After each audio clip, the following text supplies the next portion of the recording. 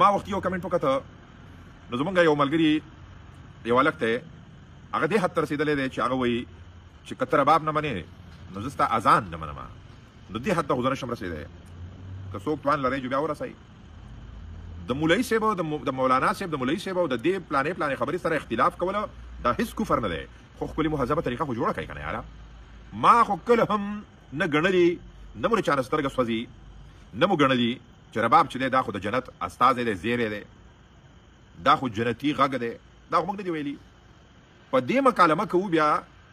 او د دغه علماو د ډېرو نه مو زده کړي دي بیا مو په خپله باندې داسې یو دوه ټکي دا خبره مناسب نه دی یو دوه ټکي مو ویلي دي که جاهلان نه یو د رب ربوبیت محمد رسول الله صلی الله علیه وسلم د افاقي فلسفې نه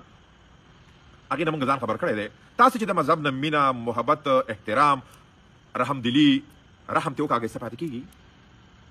یعنې دا خبره ډېره په مجبورۍ باندې کوم په کار نه ده شاید ما ته په ژوند کې داسې کمنټونه نه کېږي ځکه چې زه اوتو بوتو والا غول غپاړو والا کیسه زما په ژوند کې نه ده شامل بس ما ته پرون یو ملګري یو ځای نه به څوک پوهي هغه دا کمنټ کړی چې ډاکټر صاحب ستا خور له رباب ورځي ما ډېر فکر کاو ما وې ورورې نو تا ته اوس په دې کې زه لکه څه ولیکمه زما خور خو ستا خور ده اما ګڼل دي بسم الله الرحمن الرحیم ټولو رونو ته مشرانو کشرانو ته علماو ته عامیانو ته ټولو ته احترامات سلامونه د بهترین اعلی او د برکتي ژوند په هیله ډاکټر سراج یم د خفګان او د ویر مقام دی ما وختي یو پوسټ وکړه د هغې نه څه ملګرو ګنې دا تاثر واخیسته چې ډاکټر صاحب به کښېني نو دی به داسې د جذباتو یو اظهار وکړي یو ورور به ولګي نو بل ورور به سپک کړي رد به یې کړي لنډه خبره کوم مقامه واعتصموا بحبل الله جميعا ولا تفرقوا په دې یو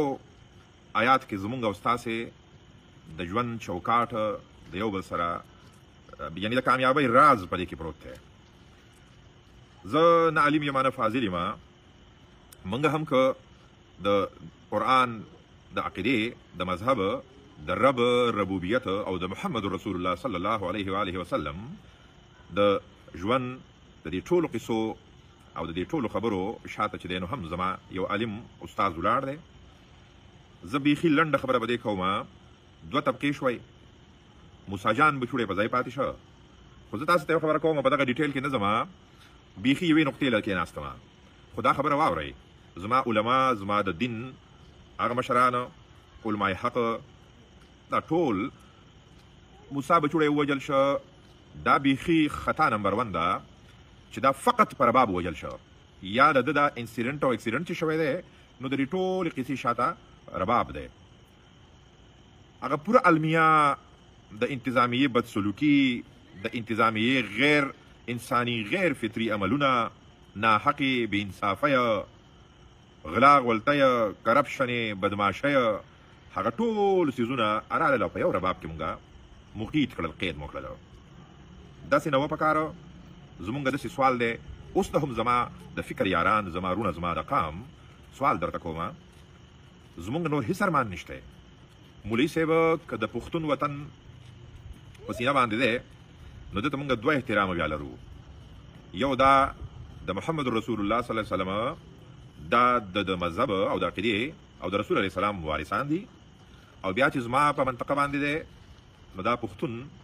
نو زما ورته په دوه ډوله باندې بیخي ډېر زیات احترام دی نو دی رور هم دی او دی د محمد رسول الله صلی الله علیه و وسلم وارث هم دی یوه طبقه لګیا ده هغه مولوي صاحب چې دی نو هغه مولوي صاحب او ملا ته هغه درجې ته ورسېده هغه هم نه ده پکار مولوي صاحب د غاړې نه د هغه شاګردان او بعضې پکې زموږ په شان خریلي هلکان هغه راغلي دي نو هغه هم هغه ګند ته ورسېده چې هغه هم نه ده پکار یعنې موږ خو په دې باندې خفه یو له ډېر عمر نه دا خبره زما په ککرۍ کې ګرځي خو دومره توان نه لرو نو موږ نه ده کړې خو زه په دې هم خفه یم چې دا مولانا پلانې رورو او مولانا پلانې رورو او اهل پلانې رورو او اهل پلانې رورو هغه طبقه او دا طبقه دا ټول مناظره او ته مرتد او ته کافره او ته غلطه نو کله چې موږ په دې شي باندې سوچ وکړو نو د مولانو زموږ علماو صاحبانو د یک یو قرآن مجید د یک یو رب او د نبی اخر زمان محمد رسول الله صلی الله علیه وسلم، یعنی په دې کې اوس څه فلسفه ده؟ نبی اخر زمان، ختم نبوت، نو چانس لکه د یو پیغمبر دوباره بل دا تصور نه شته نه. یو رب دی، یو قرآن دی. انو په دغه دریو دوو ذاتو رب رسول او په قرآن باندې مونږ خو پې نه یو تقسیم یاره. تقسیم خو پې تاسې یو زما رونو زما قامه علماو صاحبانو، نو تاسې ته مې هم د فکري بچوړي د یو ورور یو مسلمان په حیث باندې داسې سوال دی. تاسې هم دا کرکې او دا نفرتونه ختم کوئ که نه؟ تاسې هم ختم کوئ. ما وخت یو کمنټ وکته، نو زمونږ یو ملګري یو هلک دی، هغه دې حد ته رسېدلی دی چې هغه وایي چې که ته رباب نه منې نو زه ستا اذان نه منم. نو دې حد ته خو زه نشم رسېدی. که څوک توان لرئ جو بیا ورسئ. د مولوي صاحب او د مولانا صاحب، د مولوي صاحب او د دې پلانې خبرې سره اختلاف کوله دا هېڅ کفر نه دی، خو ښکلې مهذبه طریقه خو جوړه کوي که نه یاره. ما خو کله هم نه ګڼلي، نه مو د چا نه سترګه سوځي، نه مو ګڼلي چې رباب چې دی دا خو د جنت استازی دی، زیری دی، دا خو جنتي غږ دی. دا خو موږ نه دي ویلي. په دې مکالمه کوو بیا او د دغه علماو د ډېرو نه مو زده کړي دي، بیا مو په خپله باندې داسې یو دوه ټکي دا خبره مناسب نه ده، یو دوه ټکي مو ویلي دي که جاهلان نه یو. د رب ربوبیت محمد رسول الله صلی الله علیه وسلم د افاقي فلسفې نه هغې نه موږ ځان خبر کړی دی. تاسې چې د مذهب نه مینه، محبت، احترام، رحمدلي، رحم ته وکاږئ، څه پاتې کېږي؟ څوک لګیا دي په دې ټایم کې اسرائیل په تاسې کې شته؟ دا رور د تړم شو، دا رور د تړم شو، په موسی باندې خبره نه رباب زه په دې مخه یم. یعنی دا ټول سین په یو رباب کې راغونډول داسې هم نه ده پکار. لنډه خبره دا ده رورې، تاسو ټولو ته مې درخواست دی، موږ ته المیې پرتې دي، موږ ته مزل پروت دی، هغه ډېر دلیلي دی، هغه ډېر د سوچ دی، هغه ډېر بالغ دی. ټولو علماو ته احترام دی. نه مو خوشحالومه د ملګرو به دا خیال و چې ډاکټر صاحب به خدای خبر چې په خوله کې زګونه راځي شبیه نه. بلکل ما ویلي دي چې زما د قام برخه ده، دی نر دی، دی محترم دی، موږ هېڅ هم نه یو هلکه، هېڅ هم نه یو. دومرې غټې شخړې را روانې دي او تېرې شوې، او تاسې نن هم د یو بل ذات نشئ برداشت کولی. د یو بل ذات ټیکه، تور او سپین، حق او ناحق، انصاف او بې انصافي، په دې خو خبره خامخا کوو. په کور کې د نغري د غاړه په غاړه د پلار او ورور او د مور سره په د مینې په انداز کې کوو. نو ما تا به ولې نه کوو؟ ته څوک یې؟ ته زما رور نه یې، زه دې رور نه یم. یعنې دا خبره ډېره په مجبورۍ باندې کوم، په کار نه ده شاید. ما ته په ژوند کې داسې کمنټونه نه کېږي، ځکه چې زه اوتو بوتو والا غول غپاړو والا کیسه زما په ژوند کې نه ده شامل. بس ما ته پرون یو ملګري یو ځای نه به څوک پوهي، هغه دا کمنټ کړی چې ډاکټر صاحب ستا خور له رباب ورځي. ما ډېر فکر کاو ما وی ورورې نو تا ته اوس په دې کې زه لکه څه ولیکمه. زما خور خو ستا خور ده، اما ګڼل دي، او دا داسې وختي طور کیسه نه ده. فیصله ګورې، ستا هغه زما خور ده، زما هغه ستا خور ده، ستا مور زما مور ده، زما مور ستا مور ده، نو ستا مور محترمه او ستا خور محترمه. او که ته مونږ ته په دې ډول باندې سپکاوې او قیسه کوې، مولا کریم بادشاه دې په تا مرحم بیا وکړي. نو خو زما ورورې، نو تا له ما جواب نه دی درکړی، ته به یا اورې نه یې درکومه. زه هم انسان یم او بیا را باندې راورېږي، نو کیدای شي زه هم چېرته نو داسې نه ده چې راځي نه. ما خو دا خبره 100 زره پیرې وکړله، ناشنا کنځل به وکړي او لس به وکړي او چا به اورېدلې نه وي. خو مزه یې دا ده چې نه یې کوو. نو دا لنډه خبره ما دا وکړله،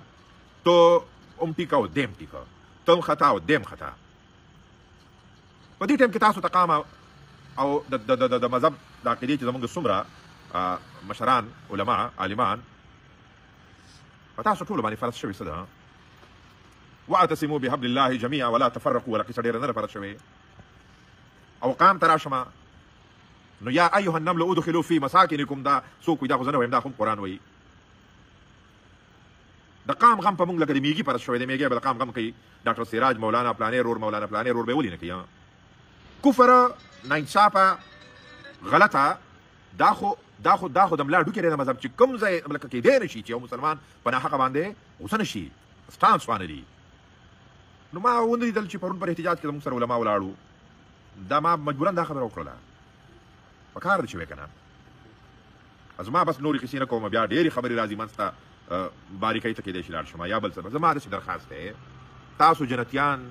تاسو محترمه، تاسې پښتانه، تاسې ټیکه، موږ خطا، موږ تاسې ټیک کړئ. چلو یو بل ته کنځلې مه کوئ. قامه زمونږ پړه کې خېجئ، پړه کې زمونږ په ژوند کې نور هېڅ ارمان نشته. ګورئ خبره واورئ، هېڅ نشته. تاسې په یو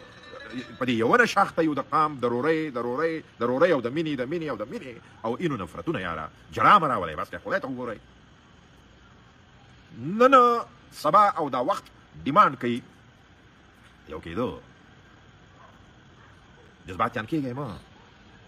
مه جذباتیان کېږئ په دې موږ کولی شو د مولانا صاحب رور په خبره باندې موږ دا کولی شو چې رباب ګنې کفر دی او که نه دی او د دې خپل فکر د دې بلې طبقې درونو چې ګنې رباب په مذهب کې هم داسې فرض نه دی تم ډېر هغه کېږه مه ترپکه مه وه موږ ول وکالت کولی شو دې ټیم کې نه کوم وجه دا ده چې یکې ته خبره راولو زما چې څومره رونه یې زما چې څومره مینه یو رتی را سره لرئ زما ټولو ته سوال دی که نه آیا رورې تا وګټله ما وبېلله ځه السلام علیکم لږ دې چلته راځو ښه موږ سره بله لار نشته که نه ټول پښتانه چې دي که نه نو ښکر لري باتوران دي نران دي یو در پکې هم دویز نشته جو ته دې کنځه او دې به تا کنځي ښه